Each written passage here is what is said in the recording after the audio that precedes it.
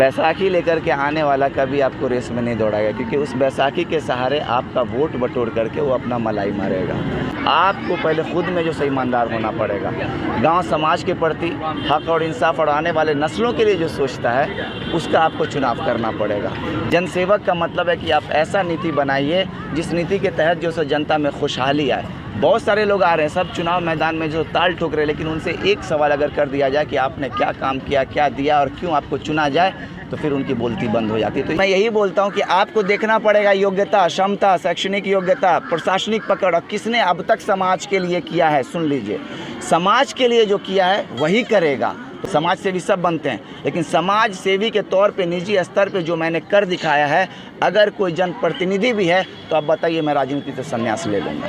29 घोषणा पत्र है और उस 29 पॉइंट्स में, उस घोषणा पत्र में हर एक चीज़ है जो गरीबी निवारण से लेकर के है, जो किसान विस्तार से लेकर के है, जो कि मतलब जो है सो पशुपालन से लेकर के है, मत्स्य पालन से लेकर के है, खादी ग्राम कुटीर उद्योग से लेकर के है। बहुत सारे जिला परिषद उसका मतलब ही नहीं समझते। जो प्रमुखता से मैंने कृषि और कृषि विस्तार, भूमि सुधारों ऐसे बहुत है, पशुपालन के बारे में बताया, मछली पालन के बारे में बताया, खादी ग्रामीण और कुटीर उद्योग के बारे में बताया। बहुत सारे 29 पॉइंट्स हैं और ये सारा चीज़ जो है सो मैं करने जा रहा हूँ। और आपको लगता है कि आपने जितने भी मुद्दों का चर्चा किया है, जितनी भी बातें कही हैं, पंचायत चुनाव में जनता उतनी जागरूक है उन सब बातों को समझने के लिए? जनता को समझाना पड़ेगा। अब तक जो जनता है सिर्फ बहरूपियों को चंगुल में रहे। बहुत सारे जो ऐसे लोग हैं जो आज मैं कहा ना कि एक गांव में 5-5 घंटा मुझे देना पड़ता, हर एक दरवाजे पे जाना पड़ता है, हर एक लोगों को समझाना पड़ता है, सब तरफ से मुझे आशीर्वाद मिल रहा है।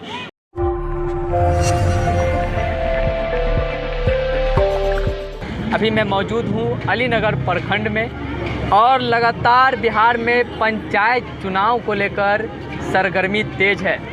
सभी नेता अपनी ओर से जनता को पूरी तरीके से रिझाने में लगे हुए हैं, लेकिन अभी हमारे साथ मौजूद हैं अलीनगर प्रखंड के उत्तरी भाग से 13/1 से जिला परिषद उम्मीदवार सैफुद्दीन अहमद। सबसे पहले तो स्वागत है आपका हमारे चैनल पर। शुक्रिया आपका भी मोहम्मद आफ्ताब। और मैं सबसे पहले एक बात यही जानना चाहूँगा, चूँकि आप जिला परिषद चुनाव लड़ने जा रहे हैं, उम्मीदवार हैं और आपको जनता चुनेगी, क्या उम्मीद रख करके आपको चुनेगी, क्या करिएगा आप जनता के लिए? मैं सीधे यही बोलता हूँ कि जनता जो है ना इस बार प्रत्याशी को नहीं देखे, क्योंकि हमेशा प्रत्याशी को देखते रहें। कभी झोला लेकर के आकर के कोई वोट बटोर करके चले जाते हैं, कभी जो सब बैनर पे 3 तस्वीर लगा करके लोग आ जाते हैं। बैसाखी लेकर के आने वाला कभी आपको रेस में नहीं दौड़ाएगा, क्योंकि उस बैसाखी के सहारे आपका वोट बटोर करके वो अपना मलाई मारेगा। एक ही चीज़ है, जनता पहले प्रत्याशी को देखते थे और हमेशा जो धोखा खाते थे, आप प्रत्याशी को नहीं देखिए।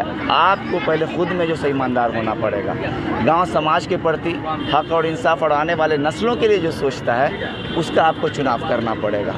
हमेशा ये होता है कि कभी आ गए किसी का नाम लेकर के और हमेशा वोट बटोर के जो बैठ जाते हैं, फिर दूसरे चुनाव में आकर के ताल ठोकते हैं। जनता को ये पूछना चाहिए कि आपने अब तक क्या काम किया है। मुझसे भी पूछा जाता है, तो जो मैंने अब तक काम किया है, कभी चुनाव नहीं लड़ा, कभी वोट नहीं लिया, आज जो ये त्रिस्तरीय चुनाव से मैं अपना जो शुरुआत कर रहा हूँ, सारे लोगों के साथ समर्थन सहयोग और जो मिल रहा है, जिस तरीके से मैं जा रहा हूँ, दौरा कर रहा हूँ, हर एक जगह, एक गांव में मेरा 5 घंटा जाता है, तो उससे मैं बता सकता हूँ कि आने वाले दिनों में इंशाअल्लाह वल अज़ीज़ अगर ईश्वर परमेश्वर अगर चाहते हैं तो बड़ी जीत मैं दर्ज करूँगा। लेकिन जनता को ये सोचना पड़ेगा कि नहीं, अभी कम से कम 4 रोज़ बचा है। ये 4 रोज़ जो है धैर्य रखें, सही का चुनाव करें और जो अपना जो बूथ है और अपना जो गांव पंचायत है उसको संभालें।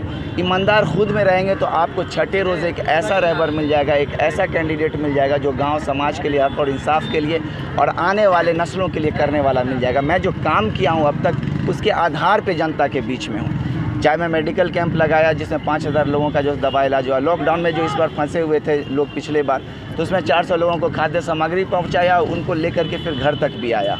फिर जब बात हो जाती है पुस्तक मेला के, वो भी हमने किया। जो रिसर्च बेस्ड किताबें थी, आप नीति आयोग गया, उससे पहले जन शिक्षा संस्था था, तो वो बुक्स ले करके मैं आकर के लोगों के बीच में दिया। जो विद्यार्थी लोग हैं या जो भी स्कूल्स हैं, तो फ्री में ये सब चीज़ मेरा निःशुल्क रहा है। आप जब तक जनता के बीच में जाकर के उनके समस्याओं को नहीं सुनते हैं, उनके समस्या का समाधान नहीं करते हैं, तो आप कैसे जनसेवक हैं? जनसेवक का मतलब है कि आप ऐसा नीति बनाइए जिस नीति के तहत जो सो जनता में खुशहाली आए। बहुत सारे लोग आ रहे हैं, सब चुनाव मैदान में जो ताल ठोक रहे हैं, लेकिन उनसे एक सवाल अगर कर दिया जाए कि आपने क्या काम किया, क्या दिया और क्यों आपको चुना जाए, तो फिर उनकी बोलती बंद हो जाती है। तो इस बार मैं जनता लोगों से यही अपील करूंगा कि खुद में ईमानदार बनिए। ये जो 4 रोज़ है, बहुत सारे लोग हैं पैसा चीटेंगे, बहुत सारे लोग आपको लोभ देंगे, इन सारे चीज़ों से आपको दूर रहना। और वही लोग हैं जो हमेशा चुनाव लड़ते रहे, फिर लड़ेंगे। अब पुराने हैं और हमेशा बैसाखी लेकर के आए, वोट बटोर करके आपका बैठ जाते हैं और आपको कहीं कुछ भी जो समाज के लिए उसके हित में कहीं नहीं सोचते हैं, ना करते हैं। वही लोग हैं जो कि कफन के नाम पर वोट लेकर के गए,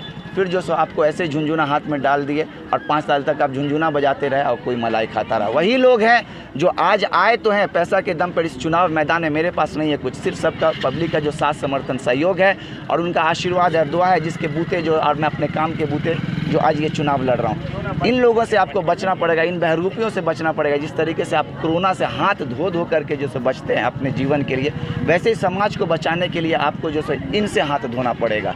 इनको आप जो सो बिठा दीजिए, आपको कोई अच्छा मिल जाएगा जो काम करने वाला होगा और जो काम किया है वही करेगा, जो क्षमता वाला हो, शैक्षणिक योग्यता वाला हो, जो पकड़ वाला हो, प्रशासनिक पकड़ हो। क्योंकि समाज जो है तभी चल सकता है जब हर एक चीज़ जो है सो आप अच्छी तरीके से किसी उम्मीदवार में जो आप देखते हैं ये सारे गुण उनके अंदर है, वही कर सकता है। सहानुभूति से समाज नहीं चलता है। सहानुभूति जो होता है सिर्फ एक के लिए होता है, एक व्यक्ति के लिए। उसके आप परिवार को जो भी भरण पोषण का होता है उसको आप दीजिए, उसको प्रोत्साहित कीजिए, उसको बढ़ाइए। लेकिन बागडोर जब संभालने की बात होती है तो ये हर एक गुण उसके अंदर होना चाहिए। क्षमता होना चाहिए, शैक्षणिक योग्यता होनी चाहिए, पकड़ होनी चाहिए और हर सरकार के साथ उठने बैठने वाला, जो जन कल्याण करने वाला हो, उसका चुनाव होना चाहिए। आपने अभी अलग अलग उम्मीदवारों की चर्चा की और उन्होंने कहा, लेकिन इस बीच में मैं भी आपसे एक सवाल पूछना चाहूँगा, क्योंकि मैंने भी अलग अलग पंचायतों का दौरा किया है और कई जनता का ये आरोप रहता है, लगातार ये कहते भी हैं कि जो भी नेता होते हैं वोट के समय में वोट लेकर के फिर गायब हो जाते हैं। बहुत अच्छी तो बात। क्या ये जनता ये भी ना सोचे कि सैफुद्दीन अहमद जब हमारे बीच आ रहे हैं, क्या पता अगर हम उनको जिताते हैं कल को वो भी गायब हो जाए? ये सवाल बहुत जगह हुआ है, तो इसलिए तो मैं बोलता हूँ ना, आपको देखना पड़ेगा कि जो आ रहा है कैंडिडेट, जो पूर्व में रहा है, जो चुनाव में कुछ वोट लेकर के बैसाखी के सारे किसी पहचान के सारे वोट बटोर करके बैठ गए, फिर चुनाव में आए बार ऐसे ही 5 साल के बाद चुनाव लड़ते हैं, अपना ताल ठोकते हैं, आपको उसको दरकिनार करना पड़ेगा। दूसरा जो कफन उफन सहानुभूति या मरवत पे जो सो जीत करके जो चले गए, फिर उसके बाद कभी नहीं दिखाए, हमेशा जो सो पीठ ही दिखाए। जनता जब उनको तलाशती है मिलते नहीं हैं। तो मैं यही बोलता हूँ कि आपको देखना पड़ेगा योग्यता, क्षमता, शैक्षणिक योग्यता, प्रशासनिक पकड़, और किसने अब तक समाज के लिए किया है। सुन लीजिए, समाज के लिए जो किया है वही करेगा। तो मैं जो किया हूँ, कोई चुनाव नहीं लड़ा, किसी से वोट नहीं मांगा, लेकिन जनता के बीच में जा कर के उनके समस्या को सुना, उनका समाधान निकालने के हमेशा प्रयासरत रहा। और यही चीज़ जो है सो इस चीज़ को लेकर के मैं जनता के बीच में रखता हूं। और मैं चाहता हूं कि आप लोग भी, जो भी मीडिया वाले हैं, इस चीज़ को दर्शाइए कि कोई एक ऐसा आ रहा है पूरे ज़िला में, सिर्फ एक ऐसे इसमें नहीं, समाज सेवी सब बनते हैं, लेकिन समाज सेवी के तौर पे निजी स्तर पे जो मैंने कर दिखाया है, अगर कोई जनप्रतिनिधि भी है तो आप बताइए, मैं राजनीति से संन्यास ले लूँगा। अब राजनीति से संन्यास लेने को तैयार हैं? जी, अगर ऐसा होता है, मेरे बातों में कोई तथ्य नहीं है, मेरे बातों में कोई सच्चाई नहीं है, तो मैं राजनीति से संन्यास लेने के तैयार हुई। कि सब तो समाज से भी बनते हैं। मैं काम के बूते निजी स्तर पे जो मैंने काम कराया, मैं जनप्रतिनिधि नहीं रहा, मैं चुनाव नहीं लड़ा, मैं किसी से वोट नहीं लिया, लेकिन फिर भी जनता के लिए जो हो सका है मैंने किया निजी स्तर पे। अगर इस बात में अगर जो सो कहीं तथ्य नहीं है, अगर झूठ है, तो मैं राजनीति से संन्यास लेने के लिए तैयार हूँ। लेकिन मैं कभी भी अपने बाप, दादा, मामा, नाना, किसी का बैसाखी का सहारा लेने की कोशिश नहीं की। और मैं यही ईश्वर से प्रार्थना करता हूँ कि कल होकर के कभी भी मुझे ऐसा ना हो कि मैं इन लोग के सहारे जो आगे बढ़ने की कोशिश करूँ। क्योंकि जो जिसके सहारे आगे बढ़ने की कोशिश करता है, वो सिर्फ और सिर्फ जो है अपना जो है सो रोटी सेकने की कोशिश करता है। जो दूसरे के नाम पे रोटी सेकता है, वो कभी निवाला तोड़ करके किसी का पेट नहीं भर सकता, उसको रेस में नहीं दौड़ा सकता। इस बात को आप जान लीजिए। एक चीज़ और बताइए आप हमें, आप अपने क्षेत्र में जब आप जीतते हैं तो कौन से ऐसे मुद्दे हैं जो आपके लिए, जिसको आप प्राथमिकता देंगे? देखिए, प्राथमिकता सारे मुद्दे हैं, वो देखना पड़ेगा कि हर एक पंचायत का कैसा है। क्योंकि मैंने 29 पॉइंट बनाया, जो मेरा घोषणा पत्र है। घोषणा पत्र होगा किसी के पास तो यहाँ पे लेकर के आओ, बड़ा सा, तो वो घोषणा पत्र होगा तो मैं दिखा देता हूँ। वो 29 पॉइंट है जो अब तक किसी ने भी घोषणा पत्र नहीं दिखाया है, ना जनता के बीच में लेकर के गए। 29 घोषणा पत्र है, और उस 29 पॉइंट्स में, उस घोषणा पत्र में हर एक चीज़ है जो गरीबी निवारण से लेकर के है, जो किसान विस्तार से लेकर के है, जो कि मतलब जो है सो पशुपालन से लेकर के है, मत्स्य पालन से लेकर के है, खादी ग्राम कुटीर उद्योग से लेकर के है। बहुत सारे ज़िला परिषद उसका मतलब ही नहीं समझते। हर एक चीज़ जो जिला परिषद के अंतर्गत हो सकता है वो तो मैं करूँगा ही, लेकिन एक समाज सेवी के तौर पे जो मैं करता रहा पूरे मतलब क्षेत्र के लिए, 3700 पंचायत के लिए, वो भी जारी रहेगा।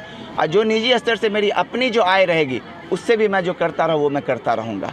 तो यहाँ पे जो है घोषणा पत्र है, ये घोषणा पत्र किसी ने भी अभी तक जो सो रिलीज़ नहीं किया, नहीं बताया, क्योंकि उनको पता ही नहीं कि घोषणा पत्र क्या है, ये मैनिफेस्टो क्या है। ये जीतने के बाद ये मेरा मारुति वैन है, 13 नंबर पर है, और ये मारुति वैन का गियर आए साल जो सो विकास का हर एक गियर में लगाऊंगा, जिसमें जो प्रमुखता से मैंने कृषि और कृषि विस्तार, भूमि सुधारों ऐसे बहुत है, पशुपालन के बारे में बताया, मछली पालन के बारे में बताया, खादी ग्रामीण और कुटीर उद्योग के बारे में बताया, बहुत सारे 29 पॉइंट्स हैं। और ये सारा चीज़ जो है सो मैं करने जा रहा हूँ, और बहुत कुछ जो है सो मैं जनप्रतिनिधि नहीं रहने के बावजूद भी किया हूँ। आपको लगता है कि आपने जितने भी मुद्दों का चर्चा किया है, जितनी भी बातें कही हैं, पंचायत चुनाव में जनता उतनी जागरूक है उन सब बातों को समझने के लिए? जनता को समझाना पड़ेगा। अब तक जो जनता है सिर्फ बहरूपियों को चंगुल में रहे। बहुत सारे जो ऐसे लोग हैं जो आज मैं कहा ना कि एक गांव में 5-5 घंटा मुझे देना पड़ता, हर एक दरवाजे पे जाना पड़ता है, हर एक लोगों को समझाना पड़ता है, सब तरफ से मुझे आशीर्वाद मिल रहा है। यहाँ पे कि समझाने वाला होना चाहिए, जागरूकता फैलाने वाला होना चाहिए, तब जाकर के जनता क्यों समझना चाहेगी। जब तक आप जो उसको वो विश्वास नहीं दिलाएंगे, वो क्यों समझना चाहेगी। अब तक जो जनता के बीच में जा कर के घर घर जा कर के कोई बताया नहीं है, समझाया नहीं है, और वो इसलिए भी नहीं समझाया क्योंकि कोई काम किया ही नहीं है, बस ताल ठोकने के लिए मैदान में आ गए। तो अब मैं जो जा रहा हूँ, मैं काम के बूते जा रहा हूँ, सबको समझा रहा हूँ क्या हो सकता है, क्या नहीं हो सकता है। और मैं बोलता हूँ कि प्रत्याशी को नहीं देखिए, मैं ये भी बोलता हूँ मुझे वोट मत दीजिए, लेकिन अगर आप गाँव समाज के हित के बारे में सोचते हैं, हक और इंसाफ के लिए सोचते हैं, आने वाले नस्लों के लिए सोचते हैं, तो आपको चुनाव करना पड़ेगा। 29 तारीख को जो है सो आपको 13 नंबर पर जाकर के मारुति वैन पर बटन दबाना पड़ेगा। तो लगातार हम यहाँ पर बात कर रहे हैं, और यहाँ पर और भी कई लोग हैं, और उनसे भी जानेंगे कि इस बार उनका मुद्दा क्या होगा और पंचायत चुनाव में किस मुद्दे पर वोटिंग करेंगे। क्योंकि पंचायत चुनाव की सरगर्मी तेज़ है, अलग अलग पद पे चुनाव होने हैं और नेताओं का दौरा जारी है जनता के बीच। यहाँ पे क्या नाम हुआ आपका? मोहम्मद जावेद हुसैन। मोहम्मद जावेद हुसैन। एक बात बताइए, पंचायत चुनाव में 6 पद पे चुनाव होने हैं, किस मुद्दे पर वोटिंग करेंगे आप? किस मुद्दे पर? विकास के मुद्दे पर कर रहे हैं। विकास के मुद्दे पर क्या क्या विकास देखना चाहते हैं? बहुत सारे विकास देंगे ये टीपू। अच्छा, टीपू। हाँ, सरपुद्दीन। क्या क्या छवि देखते हैं इनके अंदर? बहुत छवि है, बहुत हर चीज़ का छवि है। मुफ्त इलाज कराना, एडमिशन कॉलेज में कराना, यानी किसी तरीक़ा से हो तो इनसे इससे पहले क्या सहायता मिली है इनसे? बहुत कुछ मिलेगा, बहुत कुछ। जो आपको जनता जैसे कुछ बताना चाहें हमारे दर्शकों को? जैसे मुफ्त इलाज हुआ है, फीस जमा हुआ है, वो सब वापस करवाएं। अपने जो है खून दिए हैं, बदन का खून दे करके इलाज करवाएंगे। बहुत सारे गुण हैं इनके अंदर, बहुत सारे। बस इतने क्यों। चलिए, और भी कुछ लोग हैं, हम उनसे जानेंगे। क्या नाम हुआ आपका? मोहम्मद अयूब। पंचायत चुनाव में अपने नेता को चुनेंगे आप? जी। मुखिया पद के लिए, समिति पद के लिए, जिला परिषद के लिए, उन नेताओं में क्या क्या छवि देखना पसंद करेंगे? इसमें हमको यही देखना है तो हमारे गांव का एक विकास होना चाहिए, बढ़िया से रास्ता जैसे हुआ ये होना चाहिए, नल दल हुआ ये सब होना चाहिए विकास का, समझ गए। और हम इन्हीं को चाहते हैं। ये बहुत कुछ किए हैं, नहीं भी जीते हुए थे तो किसी को जो है जो इलाज में नहीं है तो इलाज भी करवाए हैं, अपने पैसे के दे करके, अपने पैसे दे करके इलाज भी कराए हैं ये। अच्छा। हाँ, ये नहीं सो नहीं, इलाज भी कराए हैं अपने पैसे दे करके, इसीलिए इनको चाहते हैं जी। तो यहाँ पर और भी कुछ लोग हैं। और क्या नाम हुआ आपका? मोहम्मद हैदर अली। मोहम्मद हैदर अली जी। क्या ऐसा काम है जो अभी आपके गांव में नहीं हुआ है, जो आने वाले उम्मीदवार से आप मांग करेंगे? सर, बहुत सा ऐसा काम है जो ये करवाए हैं और बाकी है, कोई सुन नहीं रहा है, और मुझे ये चाहिए, गरीबों का नेता ये चाहिए। कोई क्यों नहीं सुन रहा है? नहीं सुन रहा है, एक दूसरे को भड़काने पे आ गया सब। अच्छा। इनको लाना नहीं चाह रहा मार्केट में, और हमें पसंद है। और मेरा बहुत काम किया है। मैंने पटना में फंस गया था हॉस्पिटल लाइन में, इन्हें आकर के मेरे बच्चे को ब्लड दिया था। मेरा नाम हैदर अली। और भी यहाँ पे कुछ लोग हैं, हम उनसे बातचीत करेंगे। आप युवा हैं जी। किसी भी क्षेत्र की राजनीति का जो रास्ता तय करते हैं आजकल के युवा, और पूरी बागडोर लगभग उनके हाथों में जा रही है कहीं ना कहीं। एक युवा होने के नाते आपने अपने क्षेत्र में क्या क्या देखना चाहते हैं, उस पर किस नेता को आप फिट कर रहे हैं? आपने हमसे कहा कि आप युवा हैं, और जो नेता को हम चाहते हैं लाने के लिए इस क्षेत्र में, वो नेता भी युवा हैं, सैफुद्दीन अहमद उर्फ टीपू भाई। और हमने इनसे बहुत उम्मीद देखे हैं और काज करते हुए भी देखे हैं। इन्होंने पुस्तक मेला लगवाए हैं बगैर प्रतिनिधि रहते हुए, इन्होंने दवा फ्री में दिलवाए हैं, वो भी देखे हैं। लॉकडाउन में फंसे हुए आदमी को पहले लॉकडाउन में मदद किए हैं, दूसरे लॉकडाउन में भी मदद किए हैं। तो जो आदमी बगैर प्रतिनिधि रहते हुए काम कर सकते हैं, अगर हम लोग उनको प्रतिनिधि बनावें तो क्या हमको और अच्छा काम मिलेगा। और इसीलिए हम लोग चाहते हैं कि अब की बार टीपू भाई को हम लोग समर्थन करें। पंचायत चुनाव का दौरा हमारे साथ जारी रहेगा। फिर मिलता है हम आपसे अगली वीडियो में। अगर अभी तक आपने हमारे चैनल को सब्सक्राइब नहीं किया है तो सब्सक्राइब करिए, वीडियो को लाइक करिए, ज़्यादा से ज़्यादा शेयर करिए। धन्यवाद।